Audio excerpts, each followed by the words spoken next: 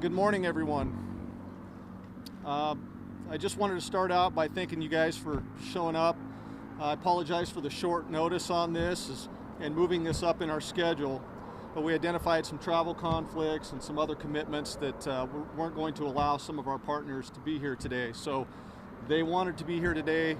It was important for everybody to make it on this anniversary of Michael's disappearance, and so I appreciate you for indulging us and moving this up in your schedules as well. So I quickly want to recognize the Fruitland Police Department, the men and women of our department, as our staff continues to work tirelessly to keep this department moving forward as we continue to investigate Michael's case. So their loyalty and courage and tenacity is clearly unmatched, and it's a privilege to lead and work with these people every day. I just wanted to introduce some of my partners. As I've done in the past, our partnerships haven't changed. I'd like to introduce Supervisory Agent in Charge Doug Hart with the FBI, Captain Matt Sly with the Idaho State Police, Chief Gary Marshall with the Payette City Police Department, Sheriff Andy Creech with the Payette County Sheriff's Office, and Mark Sullivan with the Idaho Mountain Search and Rescue. We also have with us today the family of Michael Vaughan. We've got Brandy Neal, Tyler Vaughan, and Bob Vaughan, and Bug. So it's nice to have them here with us today. So since the evening of July 27th, 2021, the Fruitland Police Department, the Idaho State Police, the FBI, law enforcement agencies, and law enforcement agencies across the country have investigated the disappearance of 5-year-old Michael Vaughan. We haven't stopped. Every day we have unfinished business, and I'll tell you that every day is an anniversary of the disappearance from Michael Vaughan for us. Law enforcement, the families of law enforcement, and our community. Our investigation remains intense and strong. So I want to take a moment to just kind of cover some significant aspects of the case to provide some context for those who aren't completely familiar with our case, or those might be jumping in a little bit later. A lot of it I've covered in prior press conferences, but I wanted to cover it again today. So, Michael Joseph Vaughan was last seen at his residence on Southwest 9th Street at approximately 6:30 p.m. Tuesday, July 27, 21. Law enforcement received the first call by 911 at 7:21 p.m., and we began an immediate search of the area. And I should note that law enforcement across the country receives these type of calls every year. Numerous calls like this, we call them wander-offs, and they conclude, but after finding the child safely with friends or family, and clearly it's typically a breakdown in communication. So you need to know the first missing and endangered alert went out at 8:20, with different alerts to email, phone calls, text messages being issued to area residents until 11:20 that night.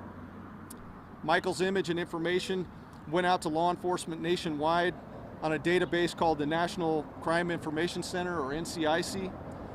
And Michael's also been entered into the State of Idaho Missing Person Clearinghouse and the National Center for Missing and Exploited Children.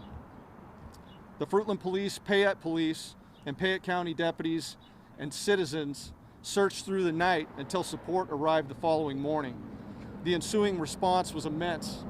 We had over 100 law enforcement officers from federal, state, and local agencies, including the FBI Child Abduction Rapid Deployment Team, along with trained search teams, converge on our small city of Fruitland. Our physical search efforts were conducted by experts from the Idaho Fish and Game, the Idaho Mountain Search and Rescue, the National Center for Missing and Exploited Children, both Fruitland and Sand Hollow Fire Departments, multiple law enforcement agencies, and coordinated citizen searchers. The search included over 200 residential homes, properties including outbuildings, a septic tank, garbage cans, vehicles, irrigation ditches, and drained canals. Trained search teams and law enforcement, along with specialized canine teams from across the country, searched over 3,000 acres of farm ground, along with areas surrounding the city and out into the county. Sophisticated drones, boats with sonar, boats with canines, kayaks, paragliders. I would say that if we could have dammed the Snake River, we would have. With the help of residences and businesses, we were able to retrieve hours and hours of security camera video, and we continue to reference that video while working on our leads. So let's talk about since the disappearance of Michael. When I tell you our investigation has been intense and daily, I can assure you that it has been. Since the disappearance, detectives and investigators across the country have logged tens of thousands of man-hours to bring this case to conclusion. We've gathered an immense amount of data and continue to work through it with experts from several agencies. We've applied for and served over 27 search warrants, but that may seem low, but I'm telling you that we've also performed probably triple that in mutual consent type searches. So the search warrant and consent searches we've performed have yielded high volumes of data, and search warrants are still being written today. The data requires expertise from law enforcement partners, and this takes a lot of time to decipher. We continue to use all of our investigative resources, to include that of the Idaho State Police and our friends at the FBI. Further, the Idaho State Police and the FBI have assigned investigators to work specifically with the City of Fruitland Police Department on this case, and our partnership is healthy and strong. We continue to call upon the Idaho Mountain Search and Rescue teams with their specialized canine units, and we've received some recent leads that have put us out in the area again, searching more acreage. And I can't thank them enough for what they've done for us.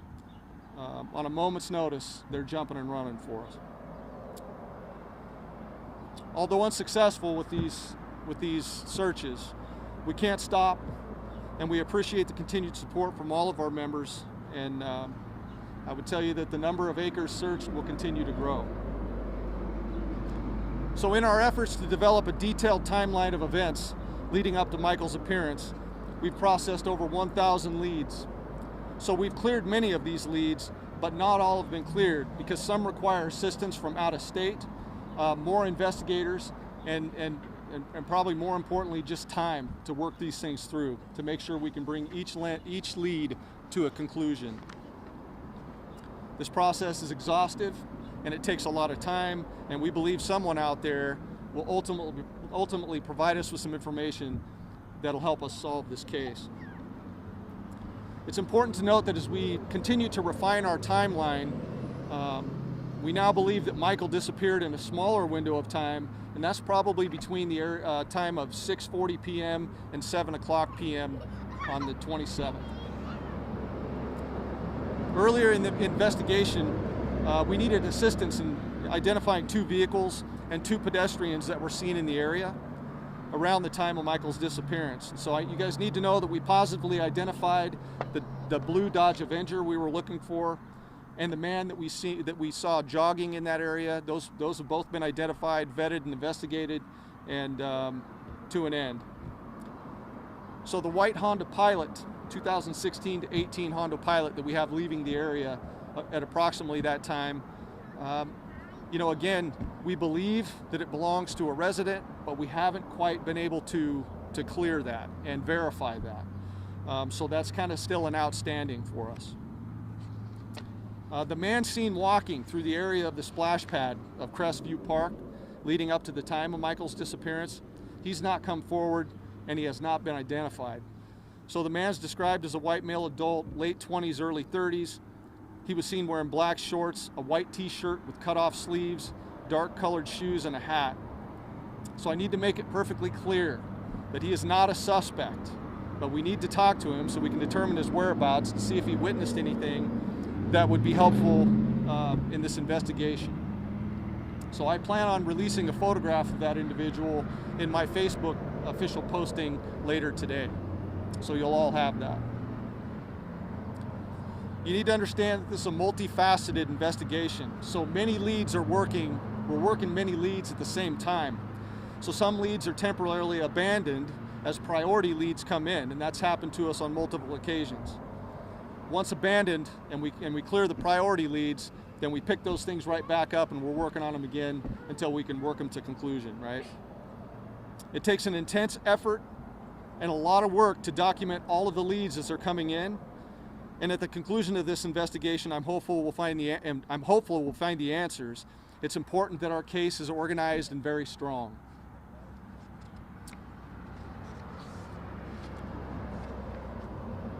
So I will tell you that this is a criminal investigation. So with that, you need to know that a majority of our investigative efforts just cannot be made public at this time. As members of the community, we agonize with the family, and we've dedicated our resources to bringing Michael home. So we believe the continued distribution of this story will generate more attention and tips that can be investigated by our department and our partners. So anyone having information regarding Michael's disappearance, I would ask you please reach out to us. No tidbit of information is too benign or too obscure. It just helps us process the overall picture. We appreciate the efforts of the community, members of the media partners who keep this case at the forefront by promoting and sharing the story, and we encourage all of you to continue sharing the official poster from the Idaho Missing Persons Clearinghouse. I would like to introduce a new partnership today. It's called the Homeward program. The program was first started by Trooper Renee Padgett with the Washington State Patrol in 2005. She was working with the WSP Commercial Vehicle Division.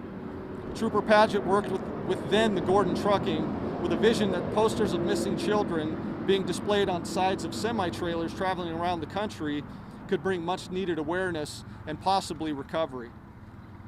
With the help of Tanea Parmiter with the Idaho State Police, we've been able to partner with the Homeward Bound program, which will carry Michael's information across the country on semi-trailers. As designed by Trooper Padgett, this will expand the exposure of Michael's case on the interstates, highways, and roads of our country, which will bring new leads and potentially help us bring Michael home. We're hoping to have semi-trailers outfitted with Michael's information near the end of August and get those on the road.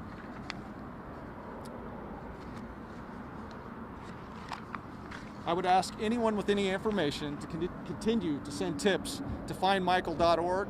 If you are out of state and you have information that you think would help us bring Michael home, I'm encouraging you to contact your local law enforcement team. They will then get in touch with us and we can start working those leads as they come in. Please share what you have. You can also contact Crime Stoppers at 343-COPS. You can remain anonymous. The reward for the information leading to Michael's safe return has grown to $52,992. This fund has been maintained by the city of Fruitland. It's secure. This will remain in place until Michael comes home. I just ask that you continue to pray for Michael, for strength for his family, and the steadfast resolve for those who are working to bring him home. Thank you for standing firm with Michael's family and our continued law enforcement efforts. So with that, we'll stand for a few questions. Go ahead. People are saying that the family hasn't been officially cleared yet, and we'd like to know if that's true, that you haven't officially cleared, if you're just diverting your attention elsewhere. Can you give us a little bit more information on that? You know, I would tell you that people like to deal in absolutes, and there's nothing about this case that is an absolute. So we will continue to investigate all aspects and all avenues in this case. And you know, as I've said before, the family continues to be extremely cooperative and working with our investigation. And so, yeah, I mean, that's just kind of where we're at. You previously said back in November that there's a strong likelihood that he was abducted. Is there anything you can say that you can share with us that led you to that conclusion? Tristan, you know, due to the number of searches with trained teams and the acreages searched, that is the reason why, and without success, that is the reason why we, you know, there's a possibility or a higher probability of abduction. That's what led us to that. Again, you know, as we continue to work through this thing, there are still no absolutes. So when I say everything's on the table, it's still on the table. Okay.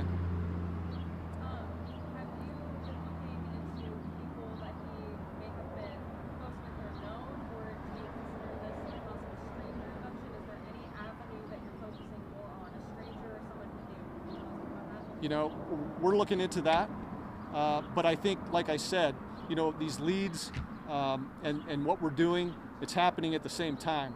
So, yes, we're looking into friends and family close to the Vaughans, and we're looking outside as well. Has the public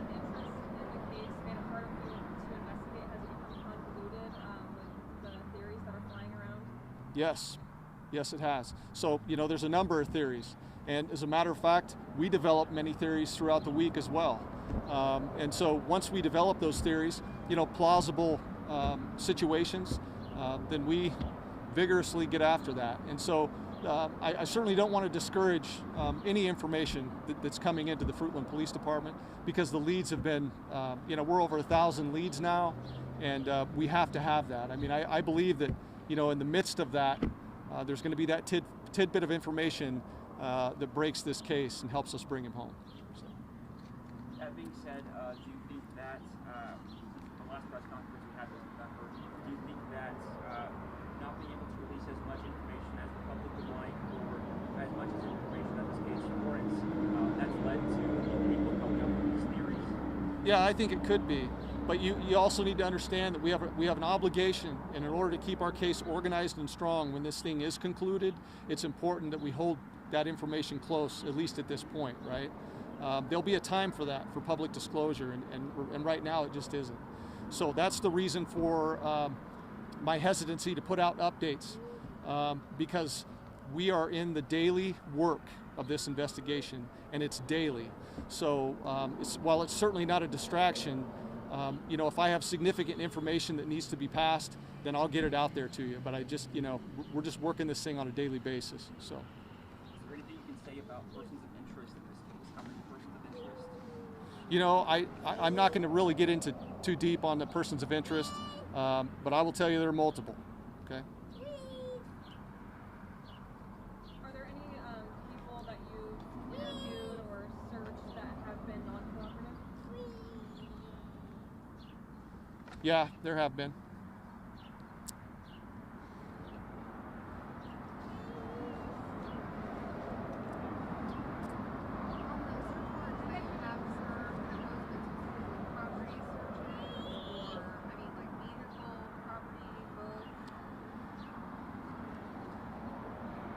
Without getting into too much detail, I would tell you properties, vehicles, electronic devices, everything you think we would be serving search warrants on, more than likely we've served search warrants on it. So. And then you mentioned there were multiple persons of interest on there. No. Can you tell us a little bit about your daily efforts on this case? I mean, what does the day-to-day look like when you're investigating? So our day-to-day efforts start with an intelligence briefing first thing in the morning. We go over aspects of the case and current leads that we're working to try to develop new strategies.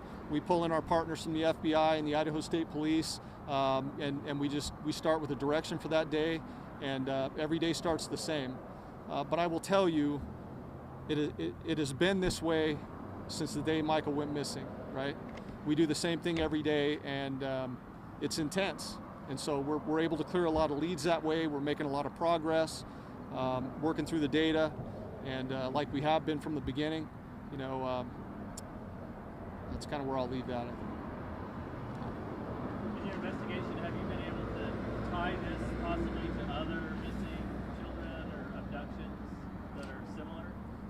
We haven't, although I know there are some similarities, such as the Summer Wells case, but we just haven't been able to tie that to that case. So.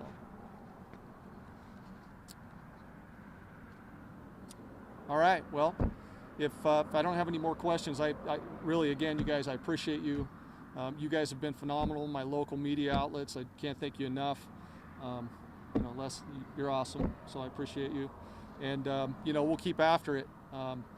My intent, just so you guys know, is once we get the word on our Homeward Bound program and when those trucks are going to be outfitted, that we'll set up another time that we can do an unveiling on our truck with Michael's information, maybe bring you guys out at that point again just to, view the truck, and, we'll get something out to the public when it comes to that as well. So, but again, you guys are awesome. I appreciate you. Thank you. So.